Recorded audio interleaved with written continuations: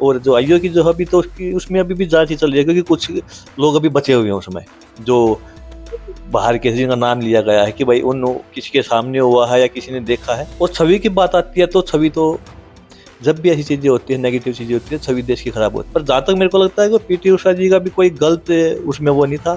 सबको आप अपना सोचा, क्योंकि वो एक अध्यक्ष होने के नाते अभी वो जांच कमेटी बनाई थी, तो उन्होंने ये सोचा कि अभी जांच की उन्होंने थोड़ा वेट भी नहीं, इसलिए उन्होंने ये चीजें बोल दी होंगी। पर ये जो ऐसे प्रकरण होते हैं तो इससे छवि देश की खराब होती है। इसकी क्या गारंटी कोई खिलाड़ी आता है तो वो अच्छा काम करेगा?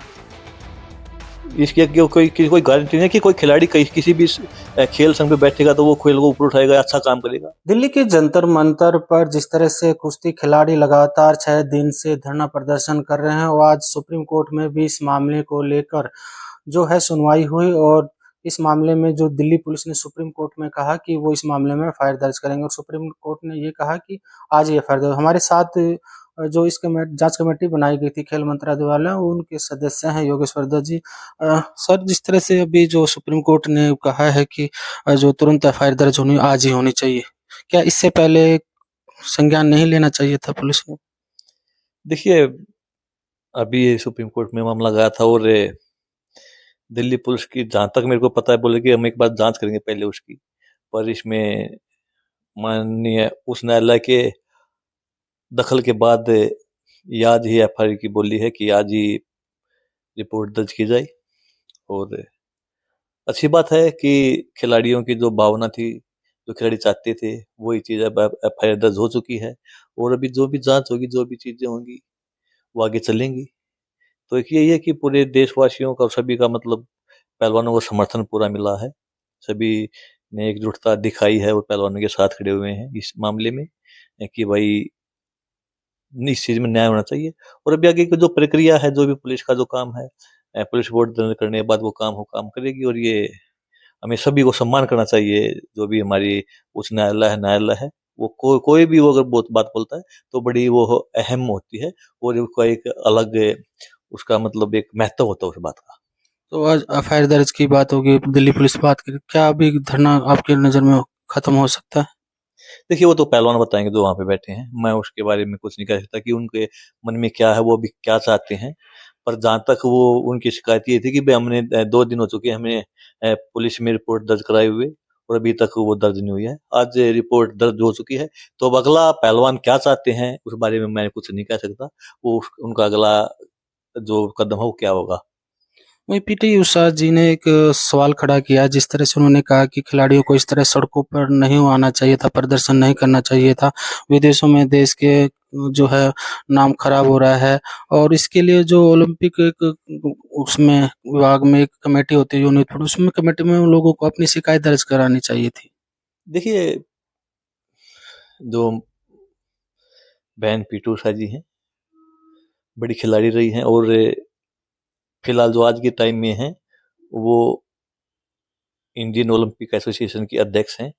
उन्होंने उस लिहाज से वो बात किया कि भाई अभी हमारी जांच, क्योंकि उन्होंने भी एक कमेटी बना रखी है पहलवानों ने जो अपनी शिकायत दर्ज की थी, उसको कमेटी है, और उस कमेटी में अभी भी जांच चल रही है उसकी। और उस जांच वो इसलिए चल रही है कि बहुत ज्यादा लोगों से बात करनी पड़ती है कि किसके साथ कब बात हुई, किसके सामने हुई, कौन कौन है, किसके पास फोन आया, किसके पास फोन नहीं आया। और कोर्ट में केस बहुत लंबा चलता है, तो यहाँ पे तो कोई कोर्ट भी नहीं है और ना कोई जज है, कमेटी है, उसमें वकील हैं, वो अपने स्तर पे वो बात करते हैं। लोगों को जो भी इसमें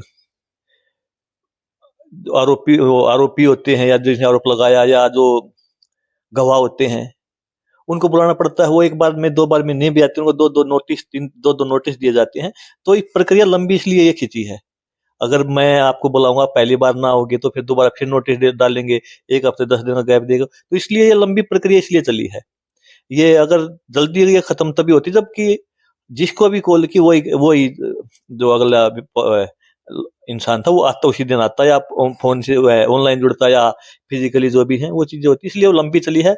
और जो आईओ की जो है अभी तो उसकी उसमें अभी भी जांच ही चल रही है, क्योंकि कुछ लोग अभी बचे हुए हैं उसमें, जो बाहर किसी जिनका नाम लिया गया है कि भाई उन किसी के सामने हुआ है या किसी ने देखा है, तो वो चीजें हैं। और रही प्रदर्शन की बात, तो लोकतंत्र में सबको हक है अपना प्रदर्शन करने का, जो भी जगह है जहाँ भी पहलवान प्रदर्शन या कोई और करता हो। तो और छवि की बात आती है तो छवि तो जब भी ऐसी चीजें होती है, नेगेटिव चीजें होती है, सभी देश की खराब होती है।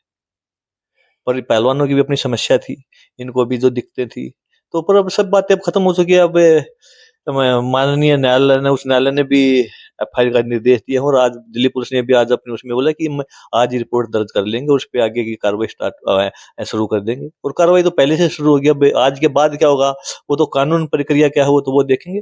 पर जहां तक मेरे को लगता है कि पीटी उषा जी का भी कोई गलत उसमें वो नहीं था, सबको आप अपना सोचा, क्योंकि वो एक अध्यक्ष होने के नाते अभी वो जांच कमेटी बनाई थी, तो उन्होंने ये सोचा कि अभी जांच की उन्होंने थोड़ा वेट भी नहीं, इसलिए उन्होंने ये चीजें बोल दी होंगी। पर ये जो ऐसे प्रकरण होते हैं तो इससे सभी देश की खराब होती है।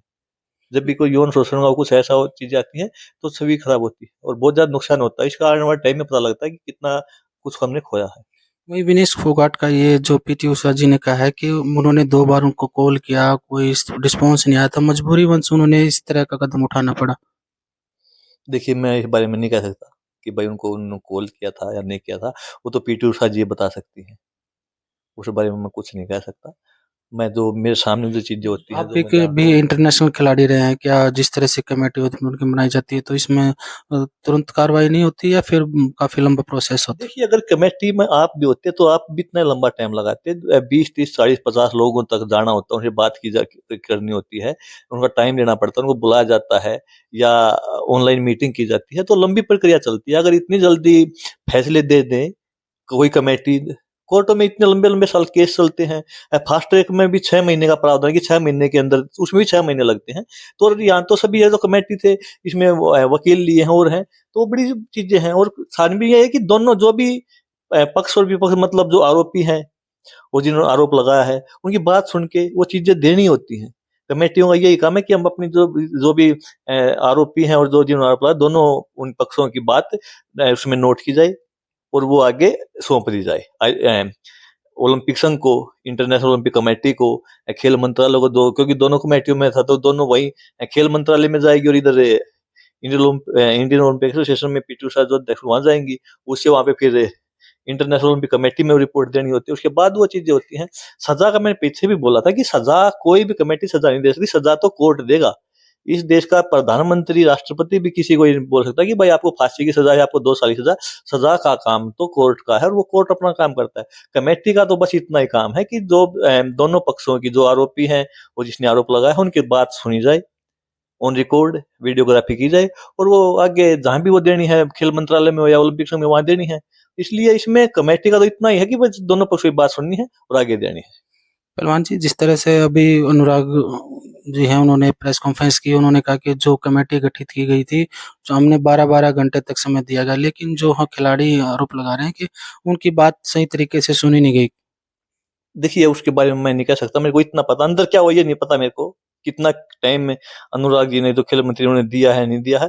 पर ये सबको पता है कि 6 से 7 घंटे जो पहलवान थे उनके जो घर था वहां पे, जो खेल मंत्री जी का घर था, वहां पे पहलवान रात को रहते थे, बाहर मीडिया वाले भी उनका वेट करते रहते थे। अब अंदर क्या बातें हुई हैं क्या नहीं हुई है वो तो अंदर के ही जानते हैं। अनुराग जी बोलते हैं कि 6 6 घंटे, 2 12 घंटे मैंने इनके साथ लगाए हैं, ये बोलते हैं कि 12 मिनट में लगाई। तो ये अलग चीजें हैं, इसमें बाहर का हम जैसे लोग उस बारे में नहीं बता सकते कि कौन क्या बोलता है। एक आखिरी सवाल है, जिस तरह से अभी जो कोई भी कुश्ती संघ हो, चाहे दूसरे खेल हो, सभी में राजनीतिक लोगों की दखलंदाजी, कोई अध्यक्ष है, कोई चेयरमैन है, कोई महासचिव है, तो जिस तरह से अभी जो ब्रजेश भूषण है, इनके खिलाफ भी काफी मामले ऐसे रहे, आपराधिक मामले दर्ज हैं, उन्होंने धरने पर भी उनकी पूरी फेयर लिस्ट जारी की है। देखिए, मैं एक बात बोलता हूँ, कभी से इसकी क्या गारंटी कोई खिलाड़ी आता है तो वो अच्छा काम करेगा? इसकी कोई गारंटी नहीं है कि कोई खिलाड़ी किसी भी खेल संघ में बैठेगा तो वो खेल को ऊपर उठाएगा, अच्छा काम करेगा। खिलाड़ी जब नेगेटिव हो जाता है तो खिलाड़ी से ज्यादा नुकसान खेल में कोई नहीं कर सकता। इसके उदाहरण बहुत है, मैं दे भी सकता हूँ, पर यहाँ पे देना वो ठीक नहीं है। मेरा एक ही चीज है कि चाहे कोई राजनेता हो, चाहे कोई आईएएस हो, चाहे कोई आईपीएस हो, चाहे कोई खिलाड़ी हो, उसकी नीयत अच्छी होनी चाहिए। चाहे कोई आम इंसान हो, आम इंसान ऐसे ऐसे होते हैं कि बड़ा अच्छा काम कर देते हैं। जो अनपढ़ होते हैं वो शिक्षा की बात सोचते हैं कि भाई मैं अनपढ़ रहा तो मेरे को शिक्षा के बारे में अच्छा करना, क्योंकि वो जो चीजें मैंने फेस की है तो आगे ना हो। अब मैं खुद बोलता हूँ कि हमने कुछ पूरा ध्यान कुश्ती में दिया, पढ़ाई में इतना ध्यान नहीं दिया। आज हम सोचते हैं कि हम पढ़ाई में भी ध्यान देना चाहिए था, इसलिए मैं जहां ही बोलता हूँ कि शिक्षा बड़ी जरूरी है। तो आप किसी के व्यक्तित्व को उसके जो फील्ड है उससे नहीं पहचान, वो तो व्यक्ति तो क्या अच्छा करने का, बुरा करने का। मैं खिलाड़ी हूँ, पर क्या गारंटी है कि मैं खेल में अच्छा कर पाऊँ? अगर मैं किसी खेल संघ में आता हूँ तो मैं अच्छा कर दूंगा। मेरे से अच्छा कोई आम इंसान कर सकता है, कोई नेता कर सकता है, कोई आईएएस आईपीएस कर सकता है, बहुत से लोग हैं।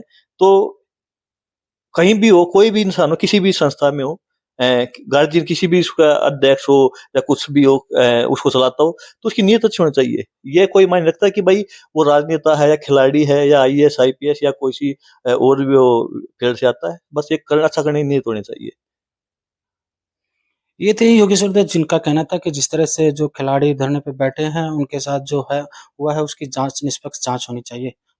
रोहतक से सुरेंद्र सिंह।